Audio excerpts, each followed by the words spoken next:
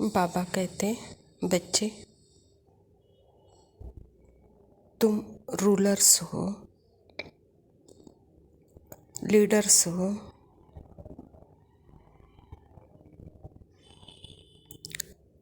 राजा हो।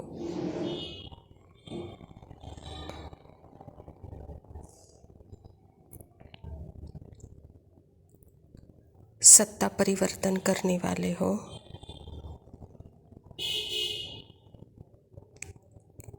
तो अपने रूलर्स को समझते हो।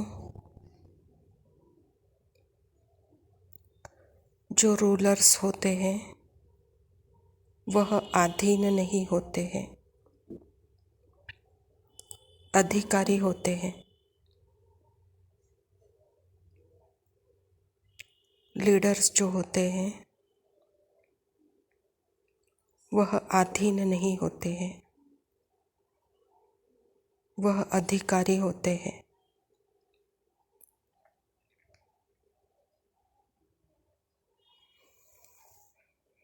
रूलर्स यानी अपने अधिकार को पहचानना,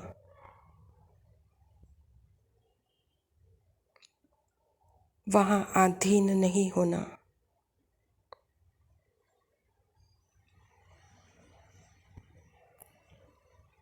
लीडर्स यानी अपनी शक्तियों को पहचानना,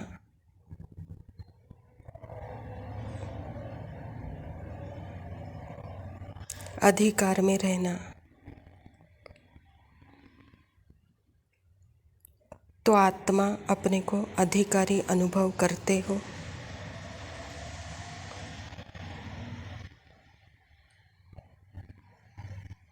तो जहाँ अधिकारी हो वहाँ अधीनता नहीं है।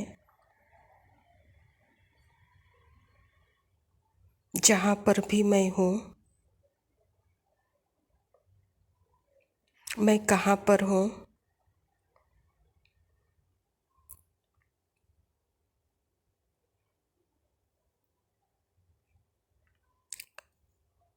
मैं जहाँ जाती हूँ वहाँ हूँ।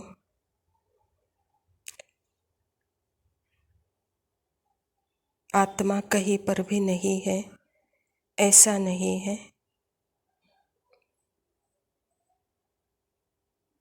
यह सत्य है। जब पता चलता है तो वहाँ आत्मा अपने अधिकार में रहती है अपने कर्म के प्रति।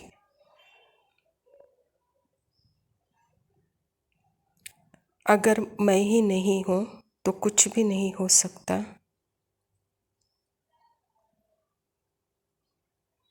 मन, बुद्धि, संस्कार और बॉडी मेरे होने से है।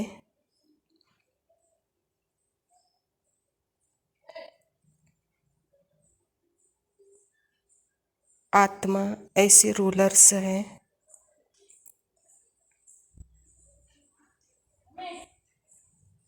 अधिकारी है, जो सेकंड में विकारों की सत्ता को परिवर्तन कर निर्विकारी में सदा रह सकती है।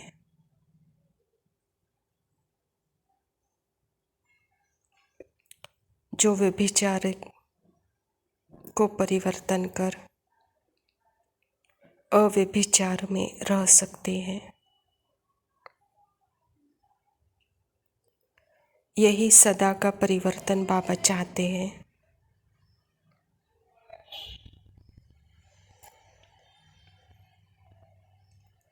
एक एक विकार का, संकल्प का, कर्म का, फीलिंग का, इमोशनल का संस्कार परिवर्तन बाबा नहीं चाहते।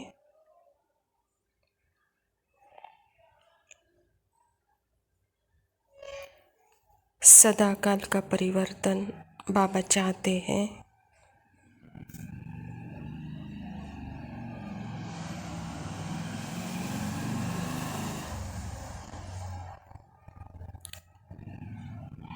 उसी आत्मा की शक्ति को इमर्ज देखना चाहते हैं।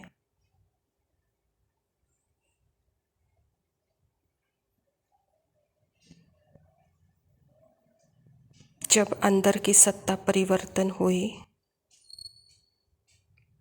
तो बाहर की सत्ता परिवर्तन दिखाई देगी।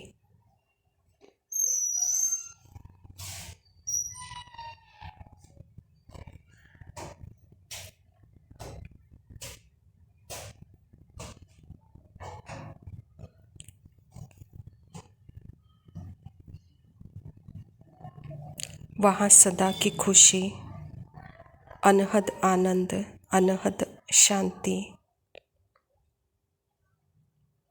क्योंकि अभी माइंड बॉडी बंधन में नहीं है, संबंध में है।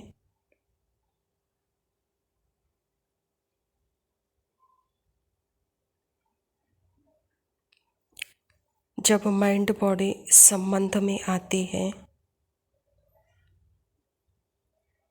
तो वहाँ सदा लाइटनेस है, साइलेंस है।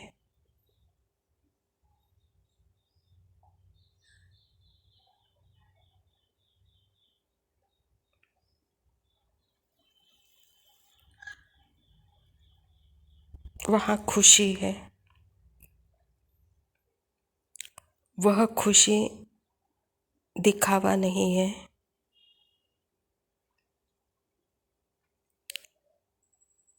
वह खुशी दिखती है।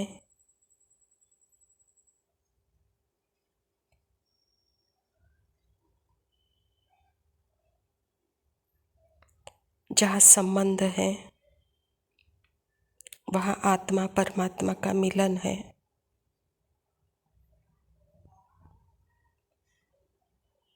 बस यही योग है।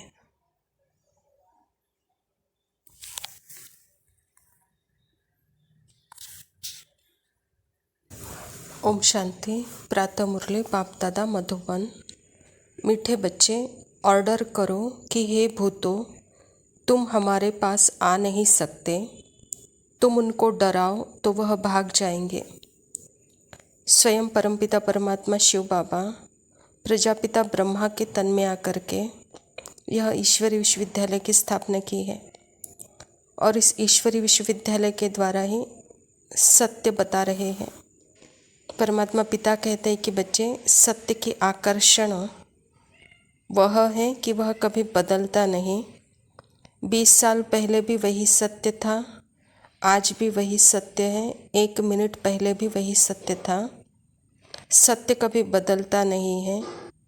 ऐसे ही आत्मा का जो यथार्थ सत्य है वह अविनाशी है, सदा पवित्र है, सदा विकारों से मुक्त है। और जब पार्ट है, यह पार्ट का हर इमेज, हर कहानी, यह सब काल्पनिक है।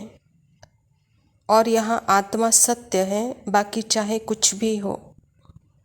जो पार्ट में जो भी फीलिंग है, इमोशन है, जो भी इमेजिनेशन है, वह सब काल्पनिक है। वह कितना भी अपना लगे लेकिन वह सिर्फ कल्पना है, वह अपना हो नहीं सकता, क्योंकि यह पार्ट की सामग्री है। आत्मा सदा स्टिल साइलेंस है, निर्विकारी है, वहाँ भूतों की प्रवेशता नहीं है।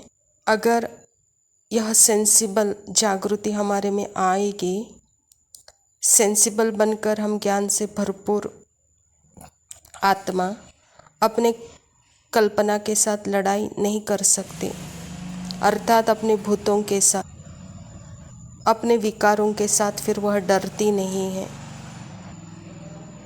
क्योंकि उसे पता है यह थोड़े समय का है। क्योंकि आत्मा लाइट है, सेंसिबल आत्मा ज्ञान से भरपूर होने के कारण इन भूतों से लड़ाई नहीं करती है, क्योंकि उसे पता है यह असत्य है, यह कल्पना है।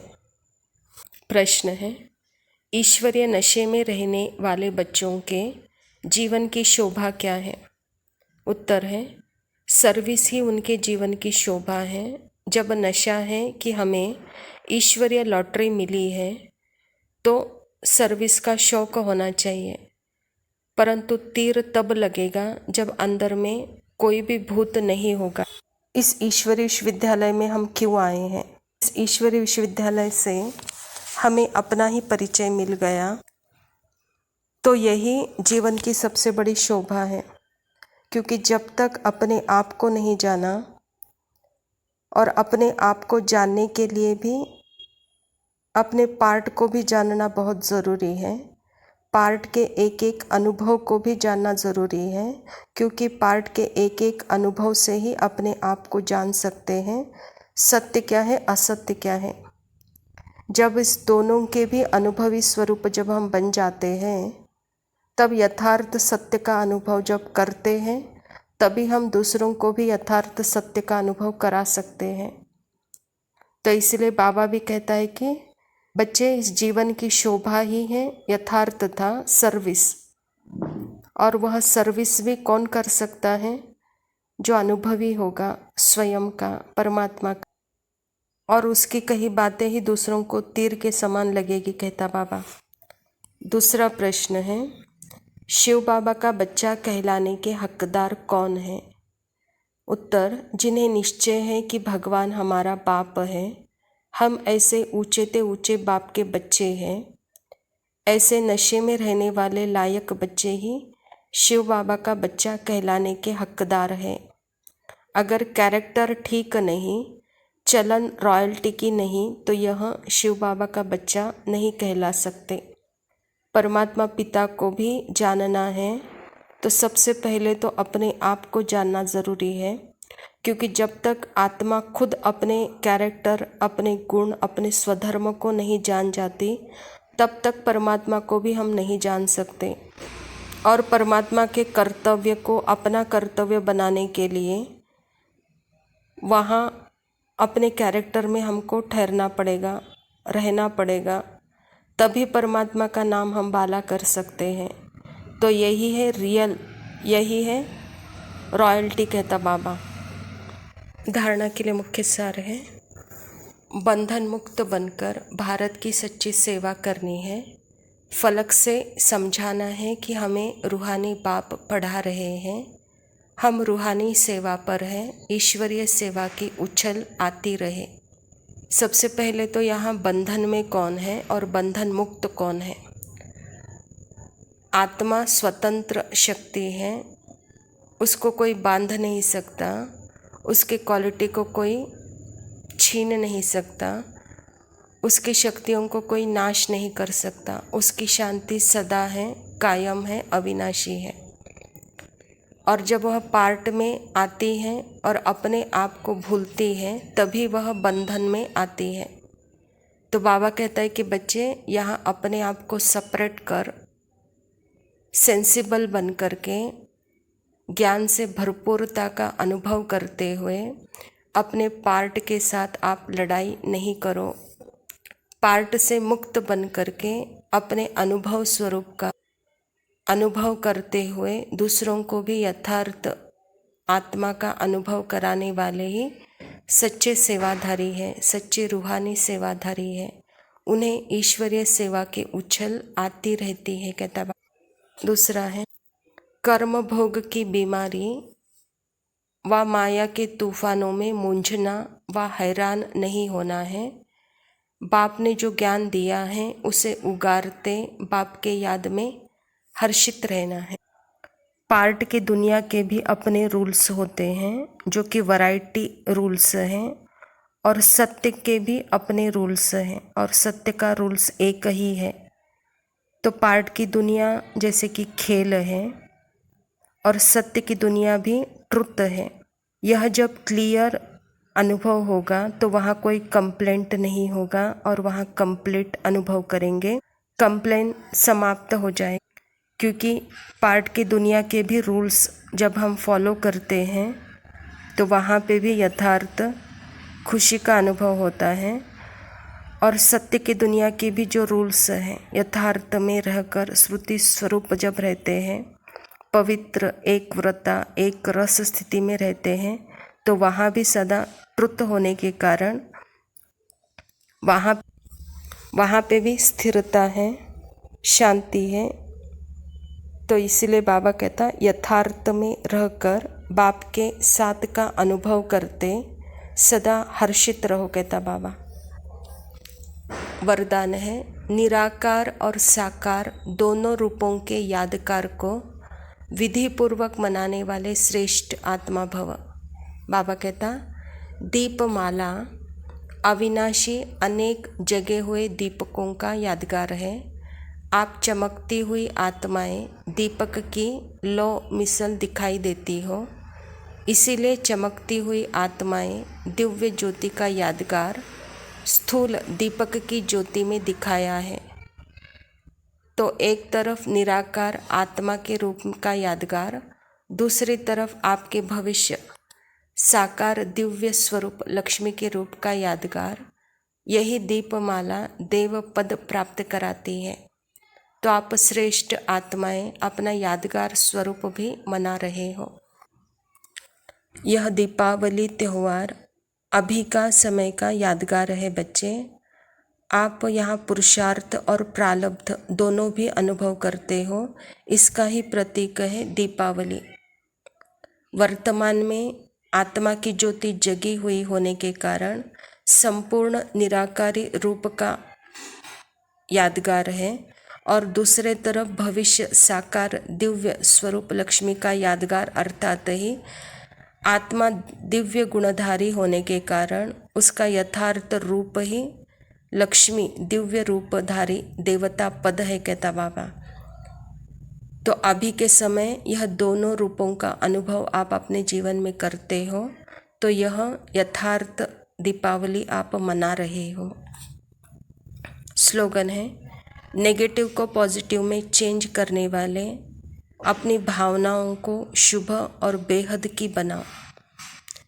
जब स्मृति स्वरूप है, पता है कि मैं पार्टधारी हूँ, ऐसे हर आत्मा पार्टधारी है। तो यथार्थ स्मृति में होते हुए हर आत्मा को जब आत्मिक रूप में हम देखते हैं, तो हर आत्मा के प्रति हमारी भावना शुभ और बेहद की होती है। अच्छा मीठे मीठे सिखिलदे बच्चों प्रति माता पिता बाप दादा का याद प्यार और गुड मॉर्निंग। रूहानी बाप के रूहानी बच्चों को नमस्ते। हम रूहानी बच्चों की रूहानी बाप दादा को याद प्यार और नमस्ते। लव यू बाबा, शुक्रिया। ओम शांति।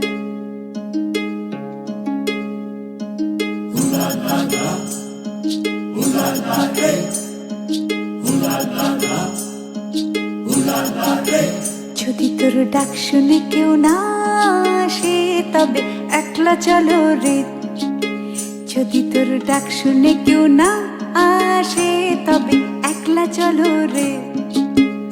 তবে একলা চলো একলা চলো একলা চলো একলা চলো রে। তবে একলা চলো একলা চলো একলা চলো একলা চলো রে। যদি তোর ডাক শুনে কেউ না আসে তবে একলা চলো রে।